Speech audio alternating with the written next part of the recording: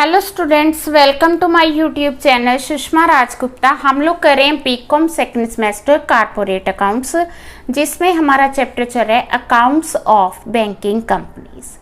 तो आज का हमारा टॉपिक है बैलेंस शीट। हम लोग करेंगे कि बैलेंस शीट कैसे प्रिपेयर करनी है और उसके प्रैक्टिकल क्वेश्चंस कैसे करने हैं। चलिए शुरू करते हैं।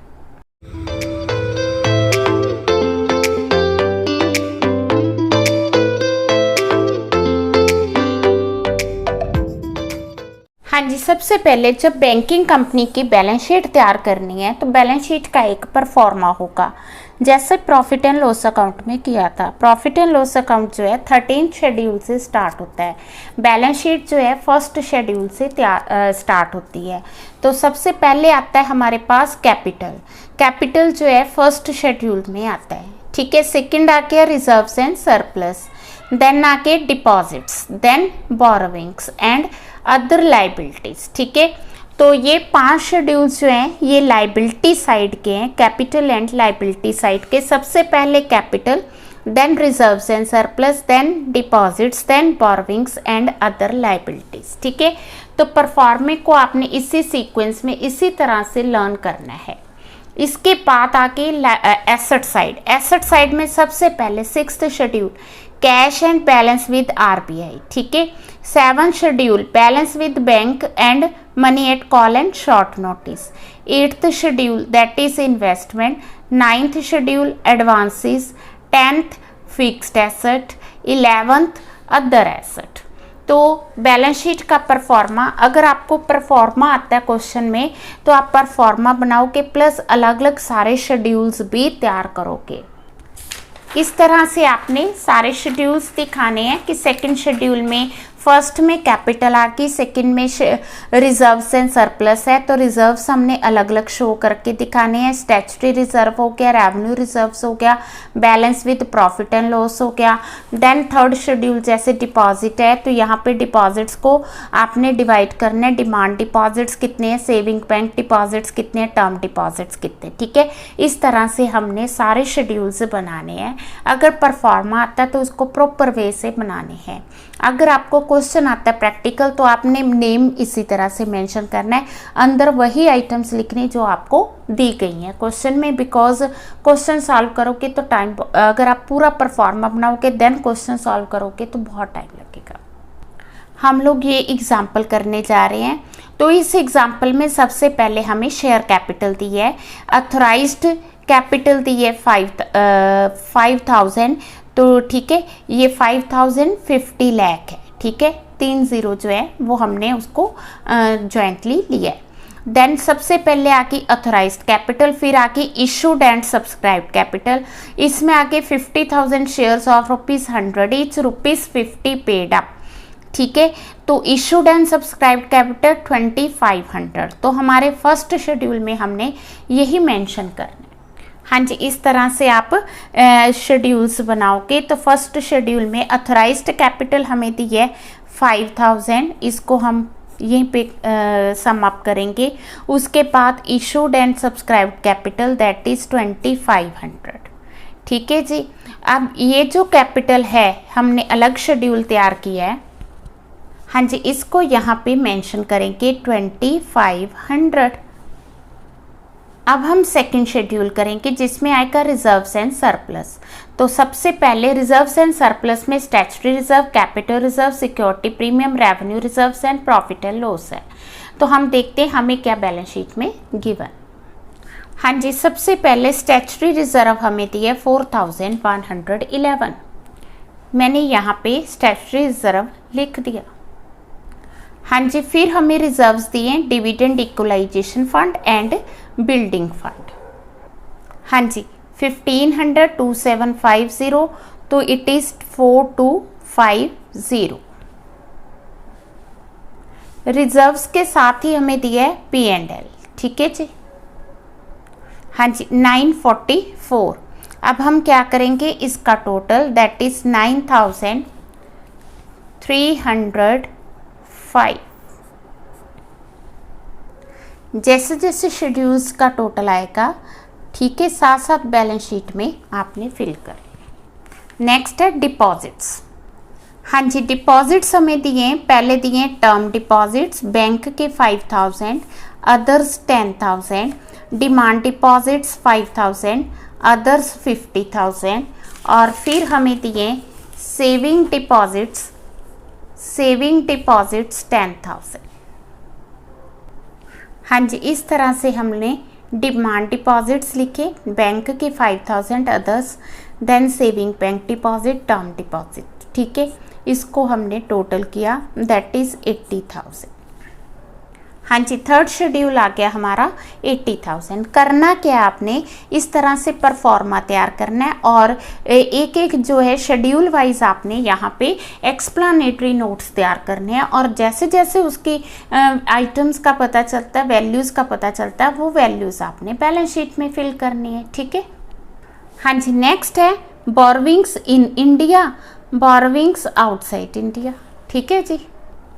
दोनों की वैल्यूज़ जो है इन इंडिया, आउटसाइड इंडिया, और जब हमने इसका टोटल किया इट इज़ 1200। हाँ जी, ये आ गया हमारा 1200। हाँ जी, अब हमारा जो शेड्यूल है, फिफ्थ शेड्यूल, उसमें हमने अदर लाइबिलिटीज़ लेनी है, ठीक है। ये तो हमने जो आइटम थे शेड्यूल वाइज ले ली, इसको साथ साथ टिक लगा लिया। अब देखो जो नॉन टिक आइटम्स है, एक तो ये डेप्रिसिएशन है, ठीक है। डेप्रिसिएशन तो हम लोग एसेट साइड लेंगे, ठीक है। हाँ जी, इसके बाद हमें अनक्लेम्ड डिविडेंड दिए, अनएक्सपायर्ड डिस्काउंट दिए, और उसके बाद बिल पेबल दिए, और लाइबिलिटी फॉर एक्सपेंसेस दिए। कहने का मतलब ये है कि जो फर्स्ट 4 शेड्यूल्स में आइटम्स नहीं आती, वो 5th शेड्यूल्स में आएगी। वो तभी पता चलेगा अगर आप साथ साथ टिक कर रहे हो। हाँ जी, देखो इसमें आ गया बिल पेबल आ गया, ठीक है। अदर्स में डिविडेंड आ गया, unclaimed dividend, unexpired discount, liability for expenses, और टोटल 4895। हाँ जी, 4895 यहाँ फिल किया, तो total of the liability side is 97,900। अब हम एसेट साइड शुरू करेंगे। तो इसमें सबसे पहले आता है cash and balance with RBI. हाँ जी, सबसे पहले हमें कैश इन हैंड दिया है 310, ठीक है, और फिर हमें दिया है बैलेंस विद आरबीआई, ठीक है। बहुत इजी क्वेश्चन है, लेंथी है, और इसके लिए आपको schedule as it is learn करना होगा। हाँ जी, ये दिया हुआ cash in hand, balance with RBI, current account, other account, और ये टोटल आ गया हमारा 8810। हमने यहाँ मेंशन कर दिया 8810। हाँ जी, नेक्स्ट है balance with other banks and money at call and short note.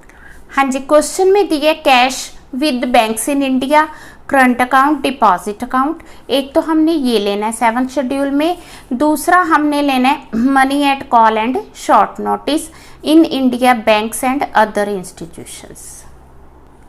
हाँ जी, करंट अकाउंट में हमें बैलेंस दिया है 2500, डिपॉजिट्स में हमें जो बैलेंस दिया है with other banks that is 500, total हो गया 3000। मनी एट कॉल हमें विद बैंक्स दी है 625, विद अदर बैंक्स दी है अदर इंस्टीट्यूशंस 125, ये होगी 750, और टोटल हो गया 3750। हाँ जी, ये आ गया 3750। नेक्स्ट है इन्वेस्टमेंट्स। हाँ जी, इन्वेस्टमेंट दी हुई हैं central government securities, equity shares and then debentures. हाँ जी, इन्वेस्टमेंट हमने यहाँ शेड्यूल में मेंशन कर दी, तो ये बन गया 37,750। 37,750। Next advances. हाँ जी, जब भी हमने एडवांसेस का शेड्यूल बनाना है, तो एक तो हमने सीधा लिखना है कि लोन्स कैश क्रेडिट कितने हैं, बिल्स परचेज डिस्काउंटेड कितने हैं, टर्म लोन्स कितने हैं। दूसरा हमने ये लिखना है कि सिक्योर्ड कितने, अनसिक्योर्ड कितने हैं। तो यहाँ पे सिक्योर्ड ये आ जाएंगे, और ये गारंटीड आ जाएंगे, और जो बाकी बचे वो अनसिक्योर्ड आ जाएंगे। फिर हमने वही मेंशन, इन्हीं में से ये मेंशन करना है इन इंडिया कितने, आउटसाइड इंडिया कितने। तो आउटसाइड इंडिया सिर्फ 500 है, बाकी सारे विद इन इंडिया हैं।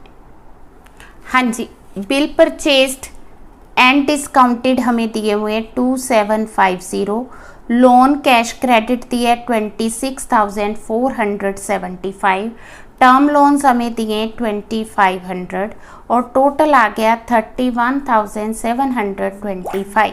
अब इसमें से सिक्योर्ड कितने हैं, तो सिक्योर्ड देखा जाए तो सिक्योर्ड है सिर्फ 26,475 और ग्रंटेड हमें लिखा हुआ है कि ग्रंटेड है 2500। अब जो बाकी बच गए वो क्या हो गए, अनसिक्योर्ड। ठीक है जी। अब आ गया इन इंडिया कितने, आउटसाइड इंडिया कितने हैं। आउटसाइड इंडिया आगे 500, तो जो बाकी बच गए वो क्या हो गए, with in India.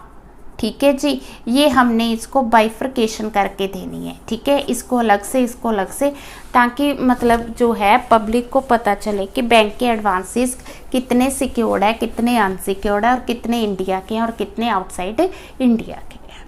But in all cases जो उसका टोटल है वो सेम ही रहेगा, उसमें कोई चेंज नहीं आएगा।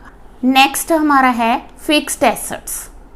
हाँ जी, क्वेश्चन में हमें फिक्स्ड एसेट्स दिए हैं, प्रेमिसेस दिए हुए हैं, एडिशंस को प्लस करेंगे, डेप्रिसिएशन माइनस करेंगे, फर्नीचर की कॉस्ट दी है, एडिशंस दिए हैं और प्रोविजन फॉर डेप्रिसिएशन दिया है। हाँ जी, ओपनिंग कॉस्ट है, इसमें एडिशंस प्लस कर दिया, डेप्रिसिएशन माइनस कर दी। इसी तरह से फर्नीचर है, ओपनिंग कॉस्ट एडिशंस प्लस कर दिया और डेप्रिसिएशन हमने माइनस कर दी। ठीक है जी।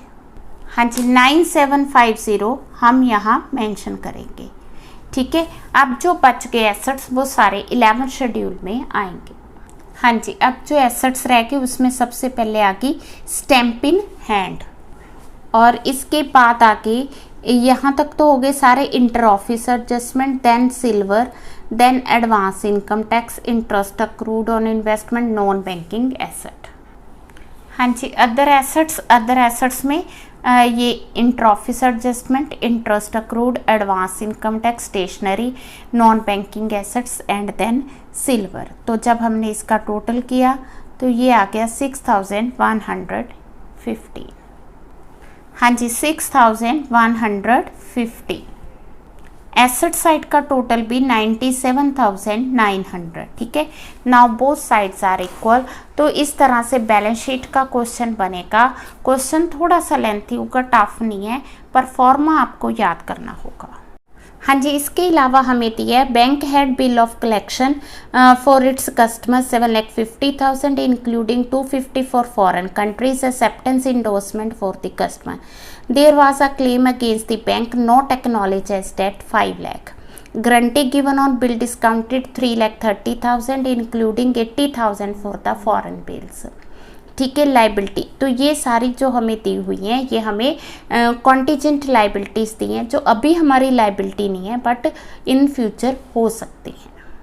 हाँ जी, इस तरह हमने कॉन्टीजेंट लाइबिलिटी का जो शेड्यूल है वो भी प्रिपेयर कर लिया। ठीक है जी, तो टोटल आ गया 6,830। ठीक है, इसका टोटल 6,830, ये हमारा 12th शेड्यूल है। It is not a part of the balance sheet, ये बैलेंस शीट से अलग ही आता है। तो इस तरह से हमने बैंकिंग कंपनी की बैलेंस शीट तैयार करनी है। हाँ जी, नेक्स्ट वीडियो में हम लोग करेंगे balance sheet with profit and loss account. ठीक है, वीडियो अच्छी लगी वीडियो को लाइक करें, चैनल को अभी तक नहीं सब्सक्राइब किया तो ज़रूर सब्सक्राइब करें और ज़्यादा से ज़्यादा वीडियो शेयर करें। थैंक यू, हमेशा खुश रहें।